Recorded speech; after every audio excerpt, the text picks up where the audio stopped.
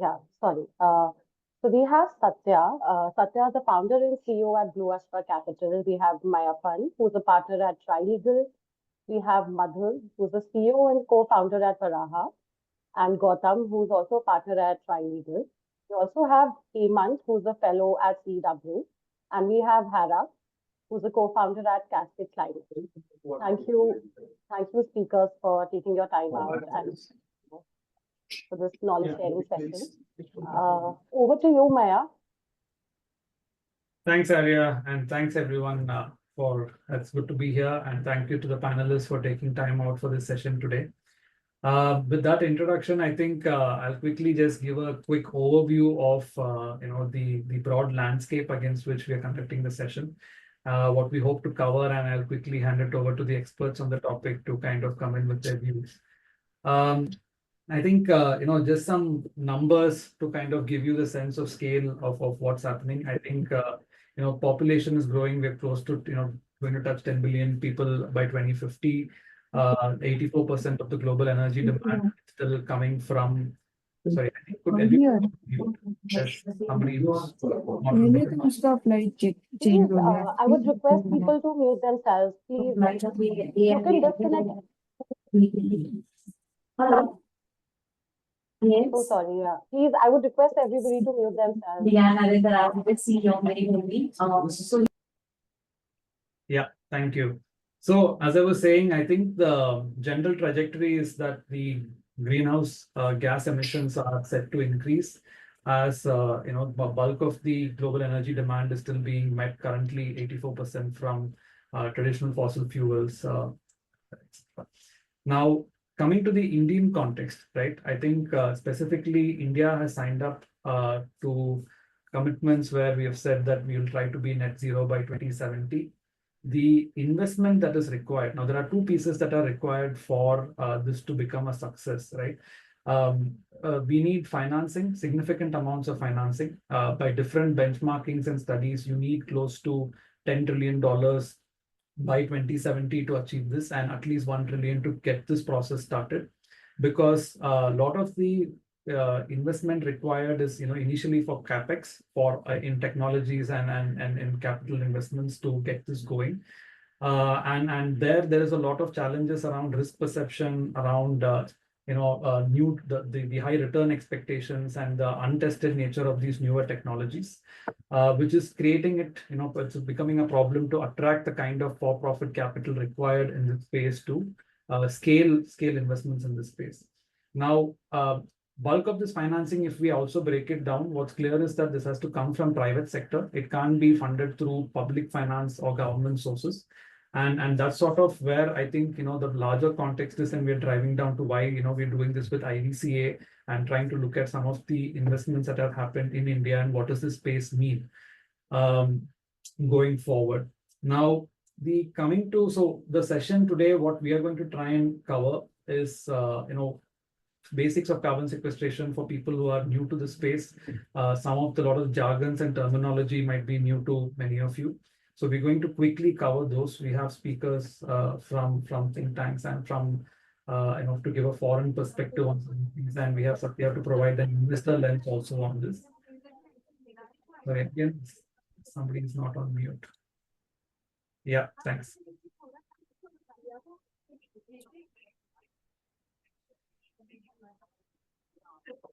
Hi, Sagar. Could you please mute yourself? Yeah. So, and I think the key part is by the end of this, want to really drive down into what are the key challenges that we are facing in attracting investments. What are the technologies that are showing promise?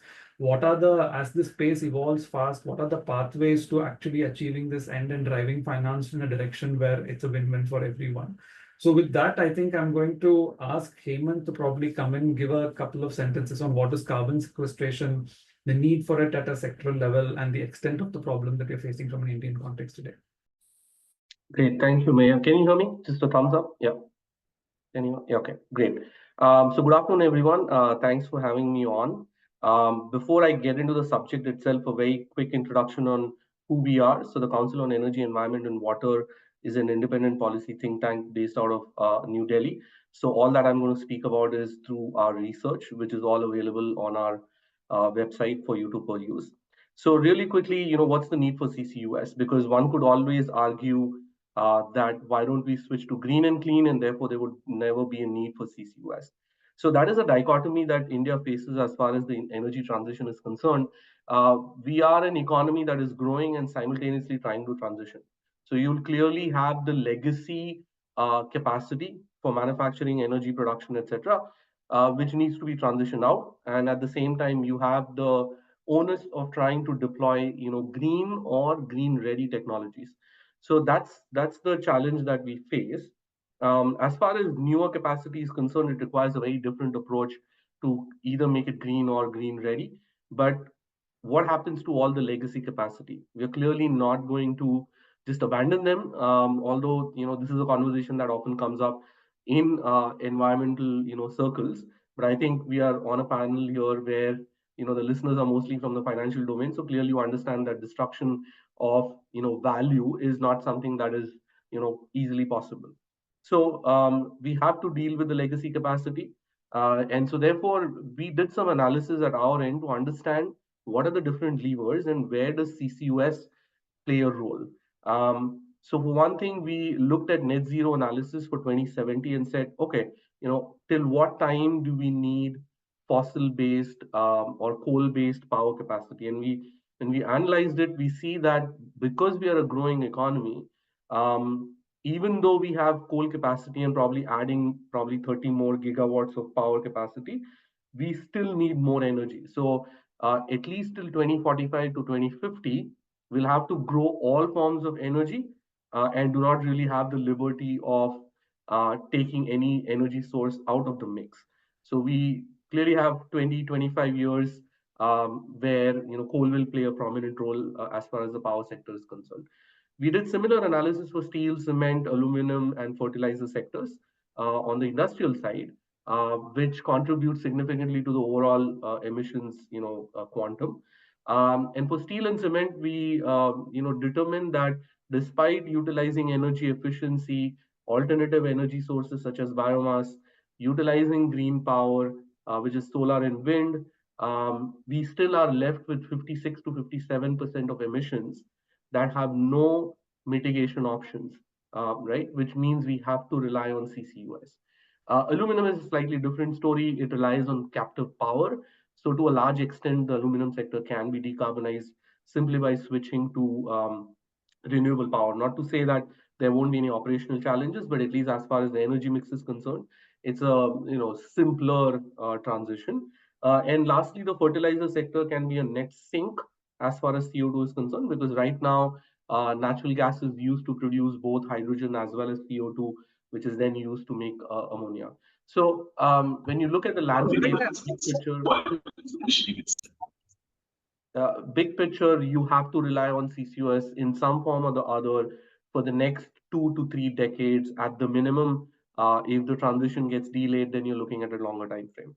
So now that we have established that CCUS is essential, let's really talk about how do we look at CCUS itself. Now, I'm not going to talk about the nature-based solutions here. I think there are other colleagues on the panel who will talk about it.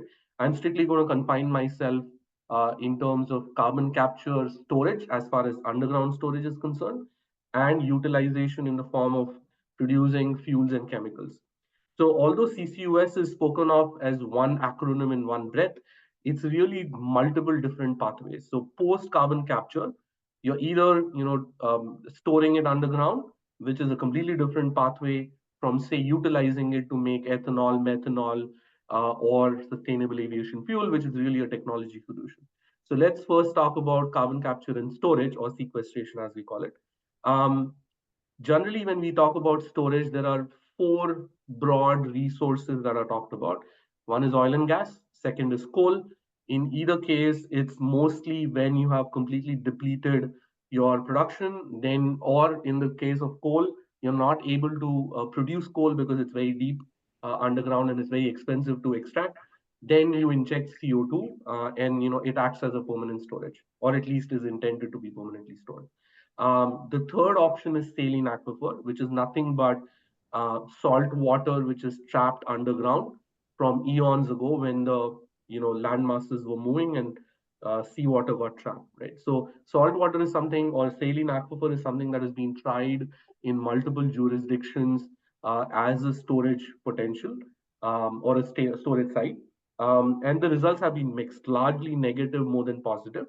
And I'll say why, because there is a significant post-injection risk. So when you inject CO2 into either coal, oil and gas, or saline aquifers, it remains in a gaseous form pretty much forever.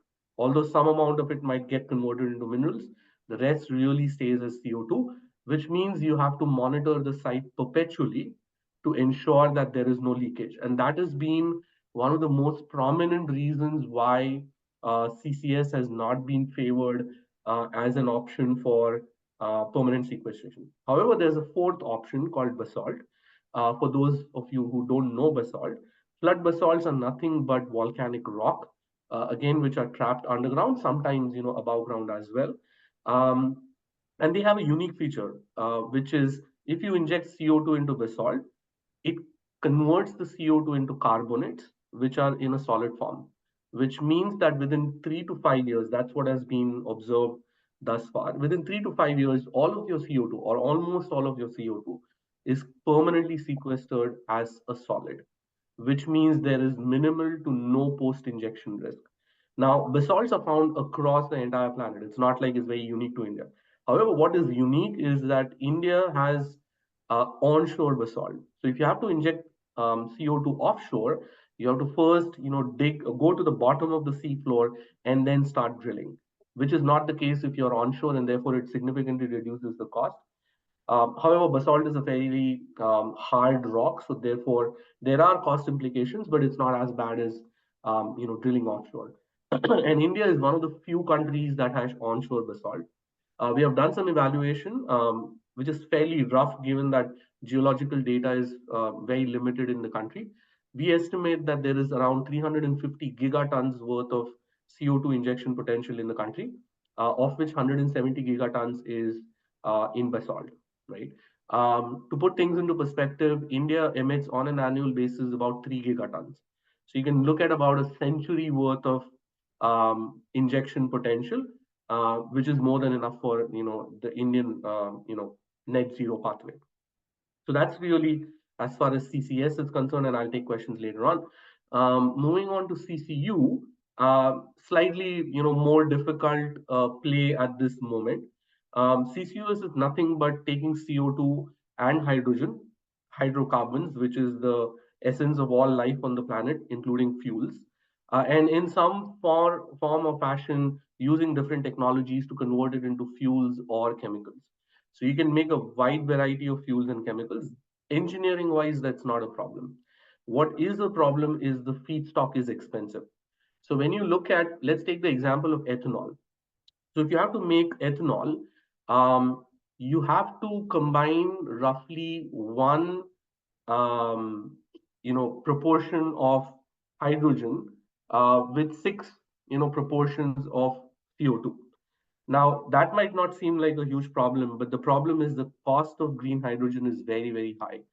So you end up paying, let's say, $4,000 per ton of green hydrogen compared to, let's say, $300 for 6 tons of CO2. So therefore, it's a heavily green hydrogen driven pathway. So unless we are looking at substantial reduction in green hydrogen costs, CCUS pathways are going to be fairly difficult from a commercial perspective. At this point, if you were to assume a cost of, let's say, $4 per kg of green hydrogen, and let's say $50 per ton of CO2, you're looking at a premium on ethanol of about 60%. Now, that's fairly high. I don't think the Indian government, which relies on fossil fuels and petroleum products for its tax collections, anywhere between 20 and 25%, depending on the state, to go from collecting taxes to then subsidizing, green fuel. So that's not definitely going to happen. So we clearly have to have a commercial viability as far as CCU is concerned. And we have done some break-even analysis to understand what price points do we need to hit from an input cost perspective to be able to wipe the green premium. And our estimate is that if we are able to hit a green hydrogen cost of, let's say, $2 per kg, or slightly lower, and maybe $40 per ton of CO2, then you can potentially produce ethanol at parity with grain-based ethanol as we have today. So it is promising, but at least a few years away as technology matures, and then because of scale in green hydrogen, the cost of green hydrogen comes down. So that's what we are looking at. How do we steer the technology and business models to make CCU viable? So I'll stop at that point. Back to you, Maya. Thanks, Hemant, for that. So again, just to recap quickly the key points that Hemant was making. He's not looked at nature-based solutions in his comments. This is more on carbon capture utilization and carbon capture storage pathways in India. From the sounds of it, it's basalt seems to be, from a geographical location perspective, we have an advantage. From a cost perspective, CCU seems difficult. And from an energy mix perspective, I think it's right. There are other considerations, political considerations, and energy security reasons that come into play when it comes to, decarbonizing our power energy sources. So keeping that in mind, I think wanted to come to Hera quickly, because I think Hemant quickly, addressed what is CCU and what is CCS. We have a few more terminologies to unpack. We have CDR, we have biological versus geological, sequestration, engineered versus nature-based solutions, which Hemant did not touch upon. So, Hera, if I could just quickly ask you to comment just on that, and I'll come back to you later for the policy instruments and other things that you have seen globally. Yeah, thank you. Thank you, Maya. Sorry for laying more concepts on you guys, but I'm about to introduce a slightly different concept that you're going to start to notice there are overlapping technical and storage options, but is a different concept, which is called carbon dioxide removal. And the main difference between CDR, carbon dioxide removal, and CCU and CCS is carbon dioxide removal directly removes CO2 from the atmosphere, while CCUS generally uses a point source that is typically an industrial CO2 stream from fossil fuel emissions. And a very simple way to think about it is, we've been emitting CO2 into the atmosphere ever since the beginning of industrial revolution. And CDR is a great way to clean up legacy emissions that's already in the air that needs to be cleaned up. CO2 has a very long residence time in the atmosphere, while CCUS is a great way to clean up ongoing sources of emissions. And because one is using a pure CO2 stream, that is, sorry, in CCUS, you're using a more pure CO2 stream, but in CDR, you're using a more diffuse CO2 stream that's directly from the atmosphere. There are different energetics considerations. And I will go through some of the technology choices in CDR, and you will notice that in many of the technology choices, you want to piggyback as much as possible off of the biological and geochemical processes that Earth is already doing on its own, because that makes it easier, that makes it more energetically efficient when you're trying to sequester CO2 when CO2 is such a small, tiny fraction of the atmosphere. Primarily, there are three buckets. When you read different reports does bucket the technology slightly differently. The way I like to think about it is there are biological approaches, which is essentially storing CO2 in trees and soils and oceans. Planting trees is a CDR approach. Improving farming practices to increase carbon contents in soils is a CDR approach. Growing and sinking seaweed in oceans is a CDR approach. There's a second category, which I call a geochemical CDR, or carbon mineralization approaches. Hemant actually touches on this as well. There are a range of technologies here, but this is essentially you want to react minerals with CO2 to turn atmospheric carbon dioxide from a gas form into a more stable mineral form. You can inject CO2 directly into porous underground rock formations. You can move air through mine tailings and mine tailing deposits to allow it to mineralize over time. You can spread rocks on croplands or in coastal areas to allow weathering reactions to happen, which is a natural reaction, but you can allow it to happen a little faster. And there are many different ways you can, react CO2 with concrete aggregate, with fly ash, with iron steel slag. There are many different ways that you can find places where you already have a waste stream mineral rock feedstock, or use new mineral rock formations to react with CO2 to achieve that sequestration results. In the second bucket, I'm just going to call it, broadly speaking, the technical CDR bucket. These are where you use innovative engineering techniques to remove and store carbon.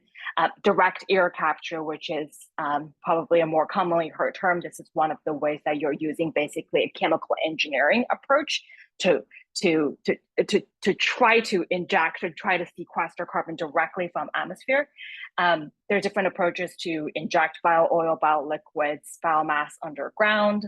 There are also different direct ocean capture approach where you're removing carbon dioxide from seawater, you alkalize that treated water, return it back to ocean. And that pool of water, because it is more alkalized, will be able to increase the seawater's natural capability of being a natural carbon sink. So yeah, the approaches are vast.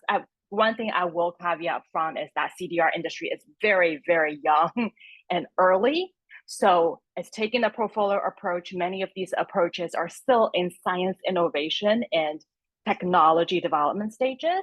So many of them are still early, but there are hundreds, I think there are 1,000 startups right now around the world to pursue CDR approaches.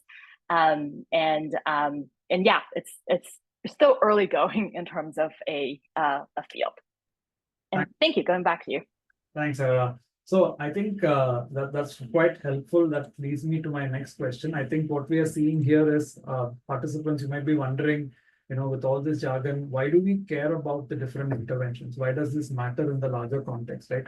The context setting, we started off with saying India has certain goals. We need money. There is a case for this. There is a geographical advantage that we have here. There are certain things that could work better in India, certain things that may not, right?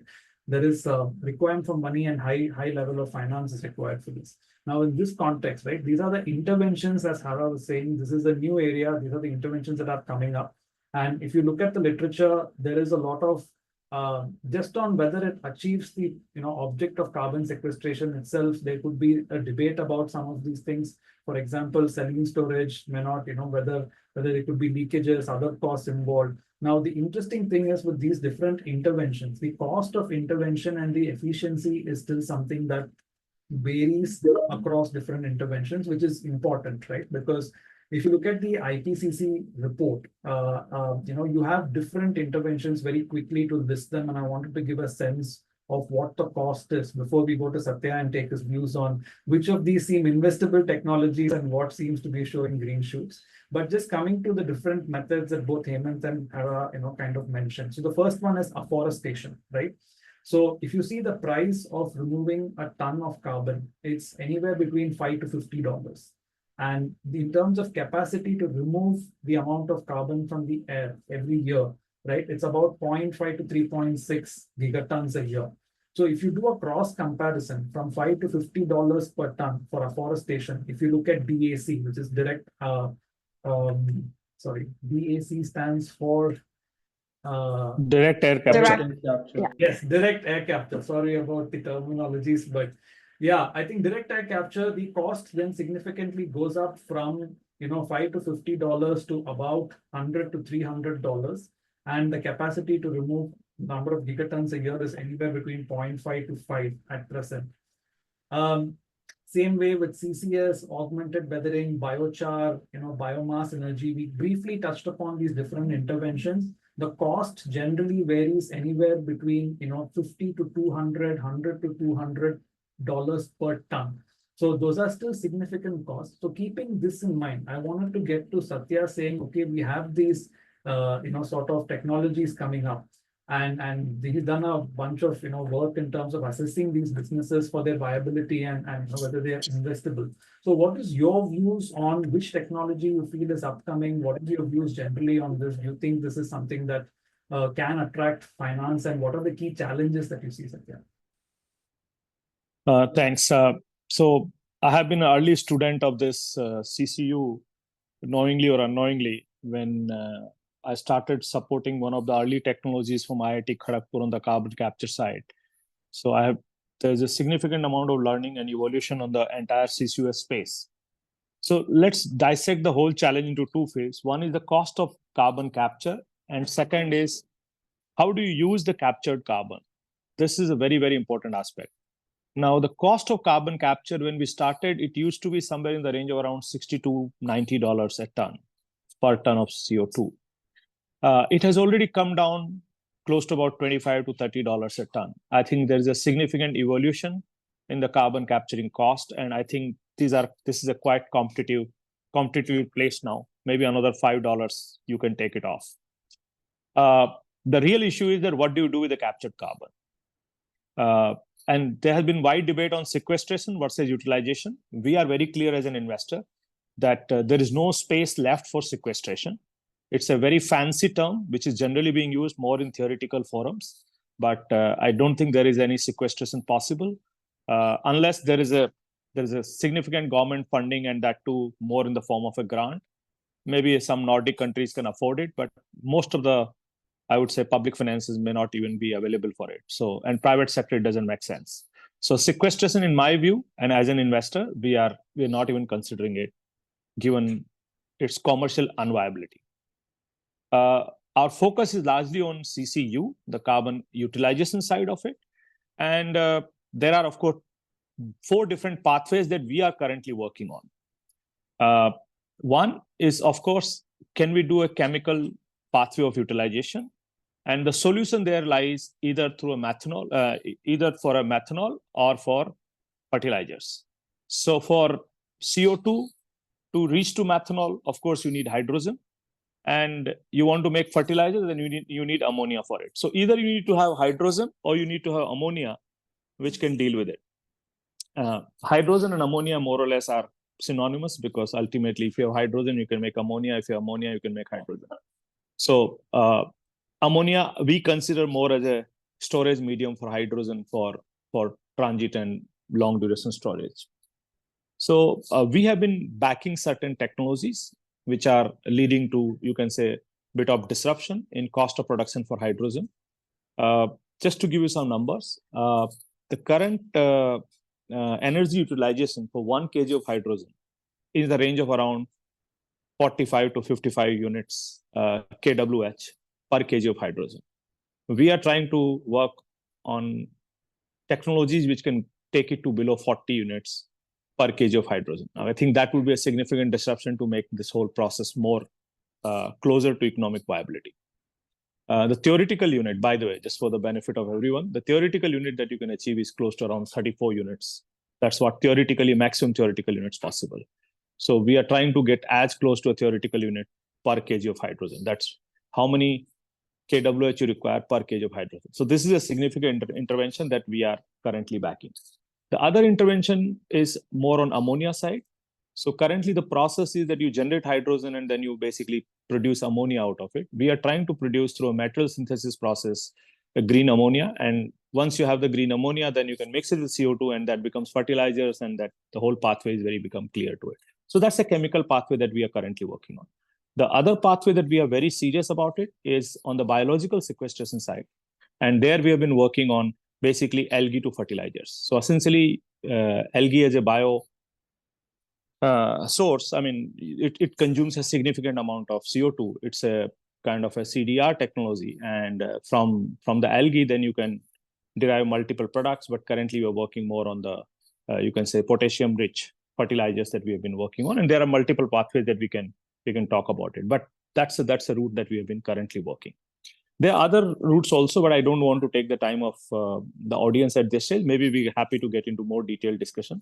But it's important to have both the chemical and the biological pathway being worked simultaneously on the utilization side and ignoring the sequestration. And of course, then keeping in mind that that CC cost has to be brought down. Here I have one comment just for the benefit of that we do not believe in DAC, direct air capture. It's more of a fancy term. And I don't think anybody is willing to pay almost $150 to $300 a ton when there is enough and more carbon CO2 available, which is you can readily capture it from $25 to $30 a ton. So this is more of a fancy word, and we don't believe in DSC. Thank you. Thanks, Satya. I think that sheds a lot of light. I think you've answered some of my follow-on questions as well, that I was going to dig in a little deeper on, because some of the writing seems to suggest that DAC holds a lot of potential, etc. So I think in terms of pricing, what I'm hearing as takeaway for any investee companies, on the call is that, at least from an investor's perspective, what you feel is that definitely interventions where you are able to monetize the carbon that you are capturing is definitely going to bring down the cost of the operations, and is going to make it more profitable and investable, and more friendly from an investor's perspective, as opposed to any other sort of larger sequestration projects which you believe have to be driven by public finance, right? So keeping that in mind, I think Hara, coming back to you, I think maybe good to get a global perspective on, is the perspective the same? Is it more of a regional thing? Because different interventions work in different areas. The cost could be varied, and the policy and market-based influence could be different. So, what are you seeing from your perspective globally? Yeah, I actually really enjoyed listening to Satya's take. I would say that from my perspective, sort of depending on what's your horizon, right? If you are a sovereign wealth fund that's investing out of a 100-year horizon versus a 70-year, 100-year horizon, or if you're a venture capital investor or private equity investor that's investing out of 5 to 10-year horizon, I can totally understand why the prioritization for approaches that have a utilization approach, so that you have a product that you can monetize right now versus waiting for public markets that don't quite exist yet. And I think from my perspective, there are a few different ways that isn't under development right now, primarily in North America, European Union, and a bit in Japan as well, that's trying to incorporate carbon financing as a public market. And that's the primary way that many of these CDR startups are hoping to be able to materialize. And right now, many of the CDR projects, when they think about monetization approaches, still heavily leverage voluntary carbon market.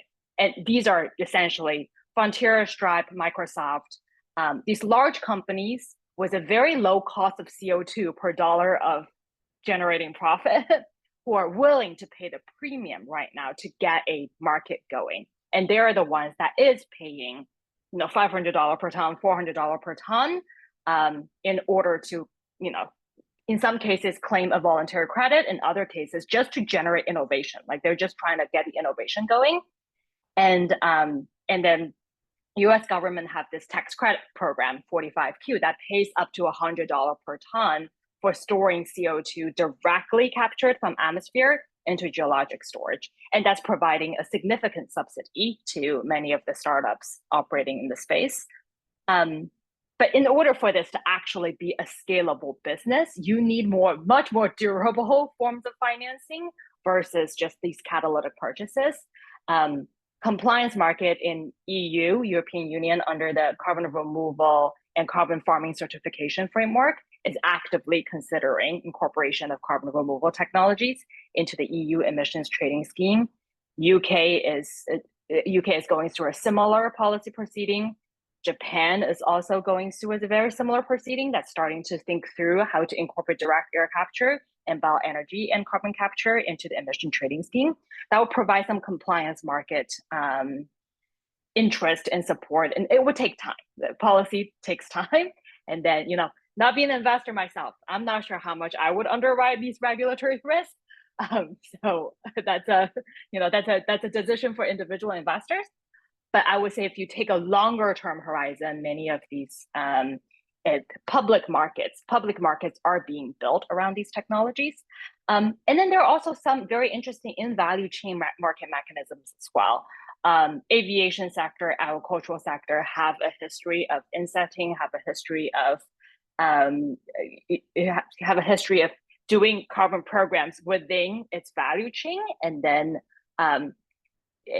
I think these are very, very interesting as well. Like to take sustainable aviation as example. Currently, sustainable aviation fuels are sold at a more than 3x premium compared to conventional jet fuels.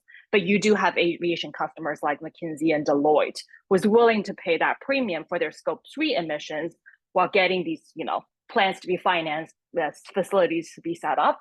And these are all interesting places where it would take time. Any technology, any innovation takes time, but these are interesting places where there are innovation support mechanisms to get these industries going. Got it. Thanks, Ava. That leads me to my next couple of questions I had, on or topics for us to cover. For example, you touched upon carbon credits and voluntary trading schemes.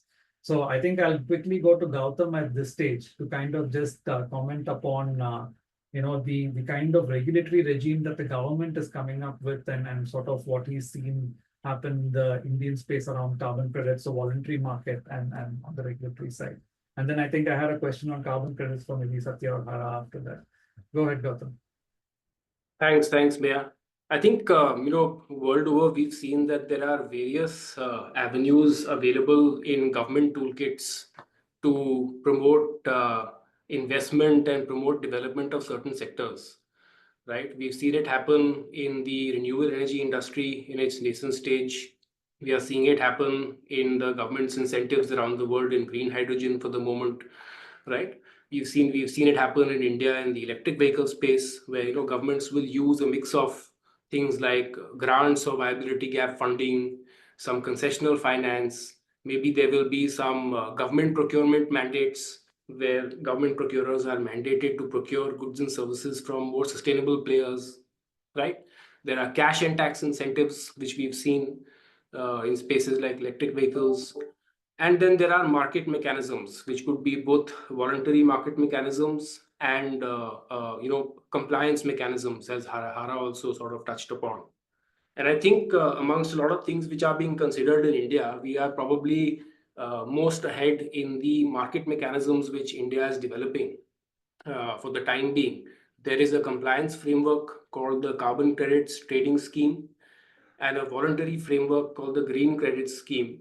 The CCTS deals more with technology and hard-to-abate sectors like steel, fertilizer, cement, and whatnot. And the Green Credit Scheme is more a voluntary program, which is going to deal more with nature-based solutions such as afforestation, preservation of mangroves, wetlands, biochar, and the likes. So I'll touch upon them very briefly. But I believe what the Indian government is also currently considering is various production-linked incentive schemes for low carbon output products, and is also considering setting up something called the Carbon Capture Finance Corporation. We'll have to sort of wait to see what the mandate and what the level of sort of funding that it will be able to provide to various sectors. But the government is thinking about sort of a lot to promote development of this space. So in terms of the carbon credits trading scheme, which is the compliance market, this will be a purely domestic market for the time being, right? Till India is confident that the commitments made to the UN under the Paris Agreement are well underway and able to be met. For the time being, this will only be a domestic market to keep both the abatement and the carbon credits within India. So I think in phase one, certain obligated entities like steel, fertilizer, and cement industries will be obligated to reduce their carbon emissions, their GHG emissions over, let's say, a 3-year cycle. And those entities which are able to do it will be given carbon credits. And those entities which are not able to meet their emissions targets will have the opportunity to buy these carbon credits, right? Now, it really depends on how this market really comes up, both in terms of how the government designs it, and then the response to the industry to these targets, and then the response of the buyer to what they're actually willing to pay to buy these credits, right? Till such time the market is up and operational, at least from the stakeholders that we have interacted with, they are not necessarily very upbeat that the pricing in the carbon market is going to be such that it's actually an enabler or a financing tool to help the organizations who have to meet stricter emission targets to actually count on that financing. It probably in the short term will be an additional revenue stream which they consider, but might not be part of the model. You can't bank on the fact that the carbon price is going to be high enough to be a significant financing tool for you at the moment. So I think that's one significant challenge. And we'll have to see sort of how and when that the markets come up. I think the first trades are expected to happen under the CCTS only in 2026. I think in another couple of months, at least the rules for industries like cement should be out, because I think there's advanced stage of development for certain industries and other industries will follow. So I think, it's interesting times. It'll have to be seen how the market develops to see whether it's a genuine sort of financing tool or not. And the second part, and I know sort of people on the panel have divergent views on the technologies, but the second part of it is it's not enough for you to incentivize or come up with a mechanism only for carbon capture, right? There are other mechanisms, other downstream infrastructure on how you get that carbon to the point of utilization, how do you get that carbon to the point of storage, if that is still sort of considered viable by somebody. So all that downstream infrastructure doesn't really exist, and there isn't really a concrete policy or plan in place at the moment to sort of see the entire value chain through. There isn't any sort of notification even for those interested in storage, which have clearly identified what are the geological pores in the storage areas, although there's a lot of potential. How on ground is it actually going to work? So I think we're in nascent stages of all of this in the entire ecosystem and the value chain. The government is thinking about all of this, but it will probably take a few months or a few years for all of these to sort of come together on an industry-wide basis to really start to make a difference potentially, right? And it's just as a side note, on a similar front, there is the GreenFuture program, which focuses more on nature-based solutions. That's a purely voluntary program, but nonetheless, for the time being, again, a purely domestic market. I think rules for at least afforestation are currently out. You can register for afforestation projects, but again, yet to be seen how the market reacts, a purely domestic market reacts in terms of carbon pricing to the projects that will actually come up. Thanks, Gautam. I think that was on the compliance market, not on the carbon credit side. I think we're speaking about the regulations. Clearly, we are seeing at least more interest and activity in it than we did earlier, but there is a long way to go on that. And regulatory certainty and tax certainty, these are aspects which bring down uncertainty and the cost of investments, etc. Otherwise, in terms of investment, in terms of return expectations on investments in India versus outside India, there is a stark, difference, and that's not just because of depreciation pressures, currency fluctuation, market risk, project risk, but it's also and tax risks, right? So coming back to the last, I think before I hand it over to the audience for questions, I think the last question I had was, to Satya specifically around, I think, as the point that Hara was making that, yes, we different kinds of capital looks at different horizons and different sort of interventions. You have grant capital and you have the which focuses more on the impact and not necessarily on any returns. You have commercial capital, you have DFIs and sovereign wealth funds, which have a lot of longer term perspective, even though there are return expectations. And of course, the pure commercial money may have a shorter return window. But keeping that in mind, I think what recently has become big in climate finance is at least blended finance, leveraging public and philanthropic sources to kind of give a different sort of return expectation or make projects that are not viable by either making them less risky or reducing the cost of capital. So just Satya, wanted to just get your views on whether you feel that will make a difference in this space. Is that something that there is interest to leverage or attract that capital towards these kind of interventions today, or if you see any challenges around that? Sorry, this is to me, this Satya? Yes. Yeah. So definitely there's a scope for bringing, you can say, a blended approach right from philanthropic capital to private capital. But let's live in reality here, guys. There is more rhetoric than the real capital available. And I mean, I have seen more announcements happening on the global forums and the regional forums and these conferences than real action happening on the ground. I think the biggest challenge that I see, one is the carbon market itself is undergoing a significant evolution.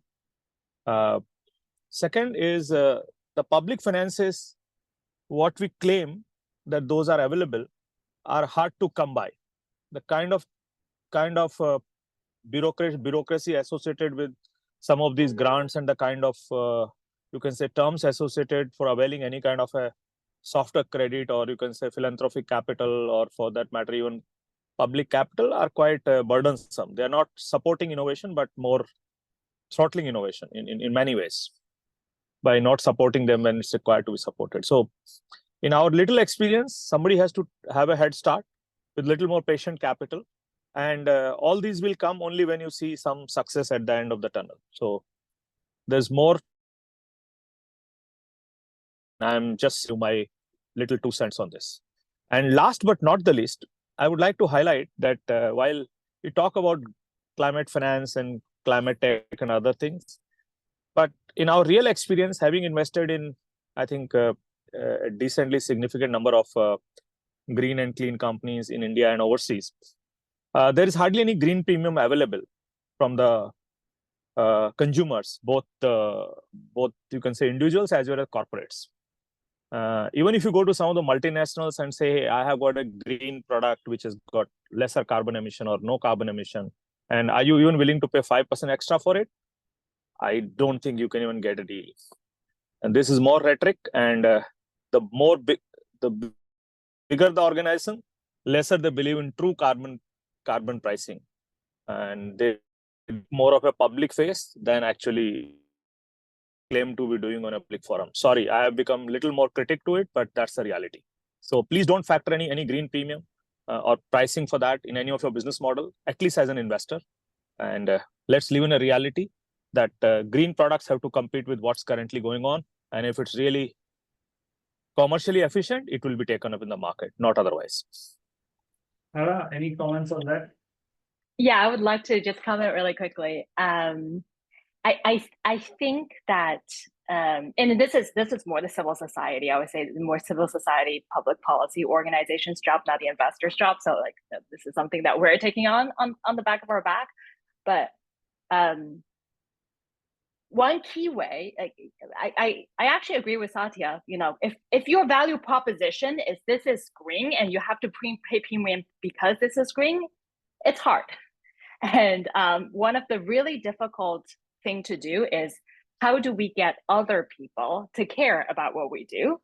And now I'll take a few examples. Inflation Reduction Act in the US provided significant amount of financing to many different renewable energy, electric vehicle subsidies for sustainable aviation fuels, for direct air capture. There's no climate in its name. It's called Inflation Reduction Act, and that allowed it to gather the political will to get it passed.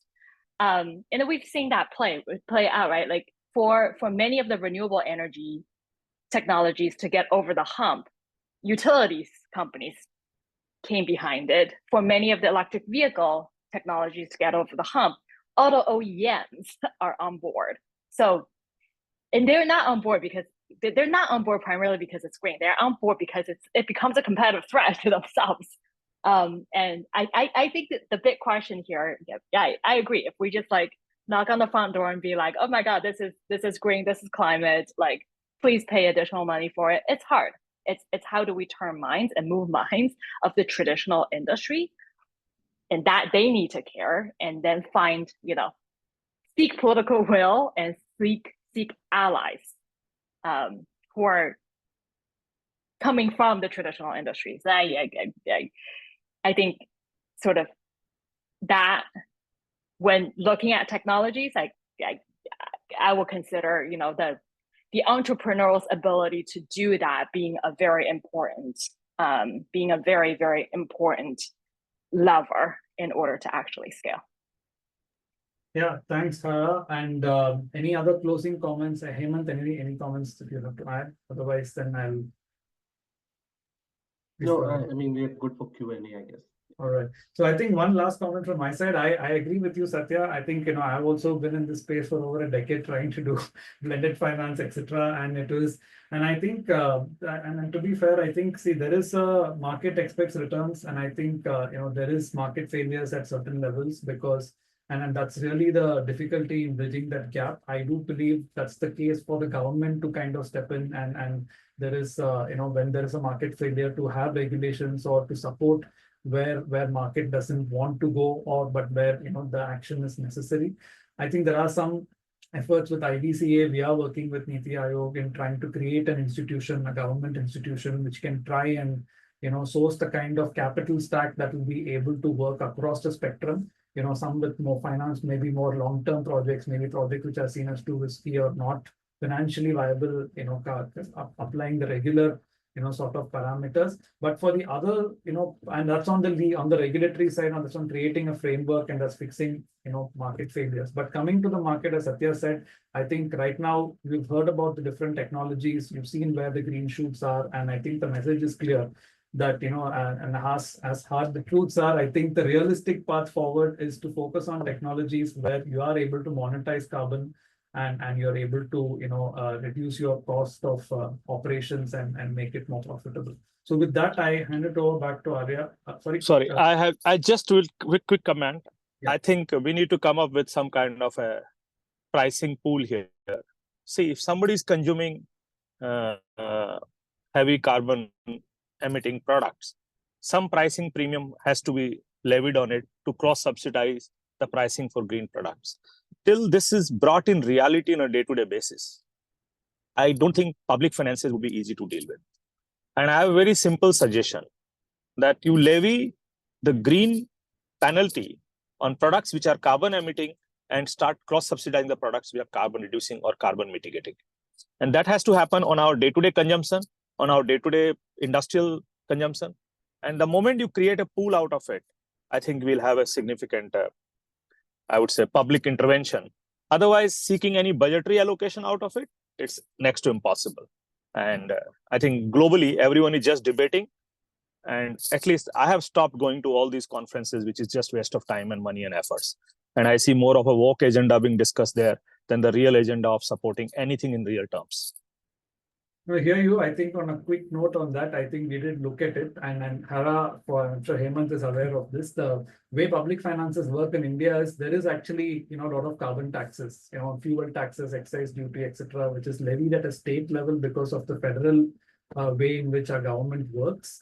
And we actually predicted how, because certain taxes are now, GST is a centralized tax is there on electric vehicles or electric products, right? As the shift happens from when you decarbonize, it's actually the local provincial states that start losing revenue, and it's the central government that starts taking more revenue. So I think there are different set of issues there when we start going down that path. Theoretically, yes, but I think our federal structure, and it's not that pool of money is not there. We are charging coal cesses, we are charging taxes. If we had an easier way to divert that towards this purpose and create a pool, yes. But I think with the National Green Finance Institution, what IVCA is spearheading is that we get the government to try and put a corpus and try to raise finance. I mean, who's going to pay for it is the question I think we are all dealing with. But hopefully, I think there's more serious efforts in the space now compared to maybe earlier. At least that's my sense. And with that, Arya, just over to you for any questions from the. Thank you, Maya. And this was a wonderful, wonderful panel. It was really, very interesting comments and ideas. We'll just quickly take up 2 to 3 questions because we've already overstretched our time. So any questions from the audience? You can, maybe one person can, raise their hand and speak up.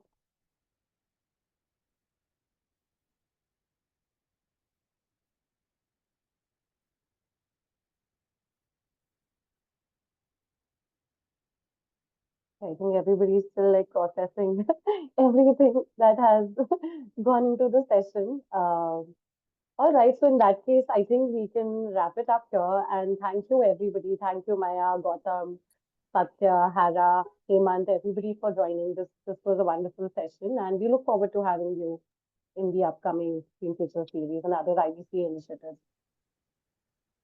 Thank you so Thank much. you. Thanks, everyone.